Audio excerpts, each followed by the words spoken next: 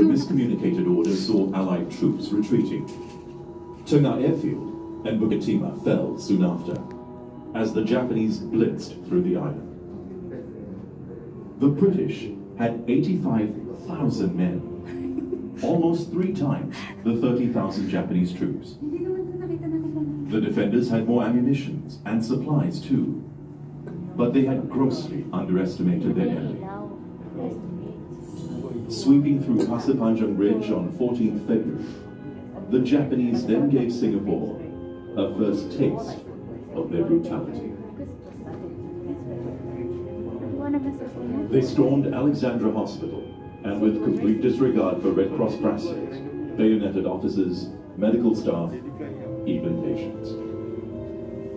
The Japanese troops herded patients and personnel into small rooms in the hospital's outhouse. Several did not survive the night in those cramped conditions, while others were executed. British hubris was punished, and Singapore paid a hefty price.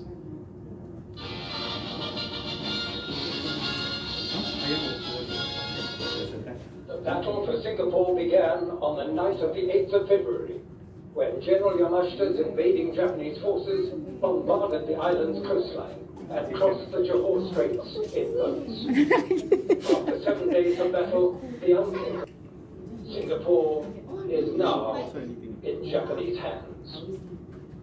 This, in the words of British Prime Minister Winston Churchill, is the worst disaster and largest capitulation in British history.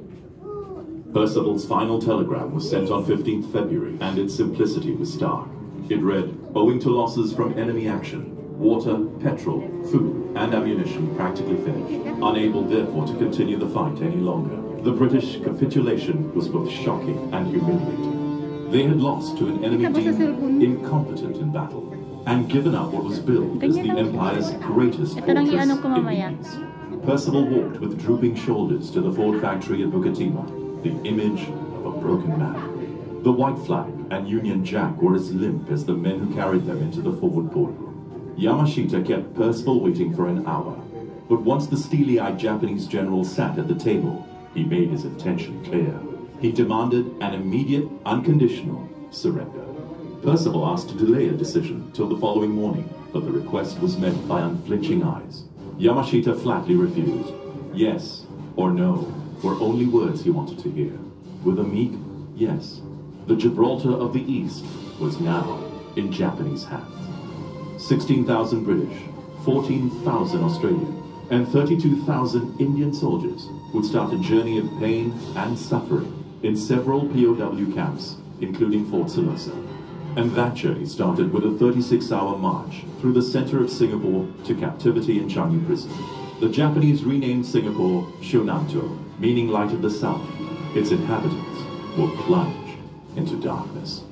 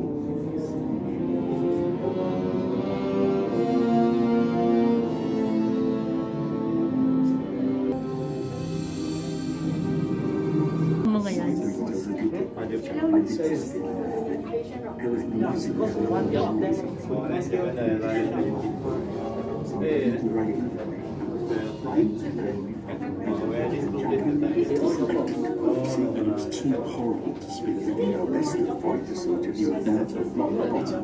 That solution was terrible. With the suicide of Adolf Hitler and the unconditional surrender of Nancy Jr. Ay! Biglang ano? Ay, nawala na yung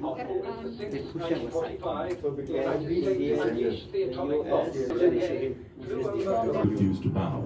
The Americans unleashed a second atomic bomb, named Fat Man, on Nagasaki on August 9th. In a flash, another 70,000 perished. This time, Japan's Emperor Hirohito ordered his government to end the war. In a radio broadcast on August 15th, the Emperor in the Singapore Market. They were ordered by British Admiral Cedric.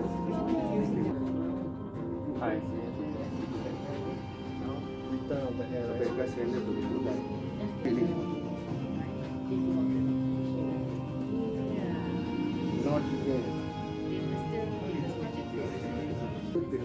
the good people won already? It was September 12, 1945, and there was joy in the air at the Municipal Hall in Singapore. The bands of the East Indies fleet played Rule Britannia as the artillery guns fired a salute. General Render escorted by guards, they were cheered by crowds who came to witness the end of Japanese rule. Itagaki was representing Field Marshal Hisaichi Terauchi, Supreme Commander of the Imperial Japanese Forces in the southern region, who was taken ill in Vietnam. 3.5 years of Japanese brutal torture and executions were coming to an end. After taking their seats, that this was a non-negotiated surrender. It will be As his officers sat in silence, General Itagaki signed the instrument of surrender on behalf of the Japanese Expeditionary Forces in Southeast Asia. He penned 11 copies of the document, one for each of the Allied countries that participated in the war. After dismissing them, Lord Mountbatten walked to the steps of the municipal building and spoke to the crowd at the Pano.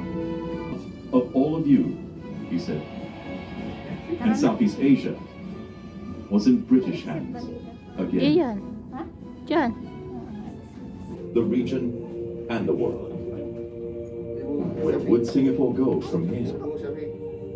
Go to the next museum.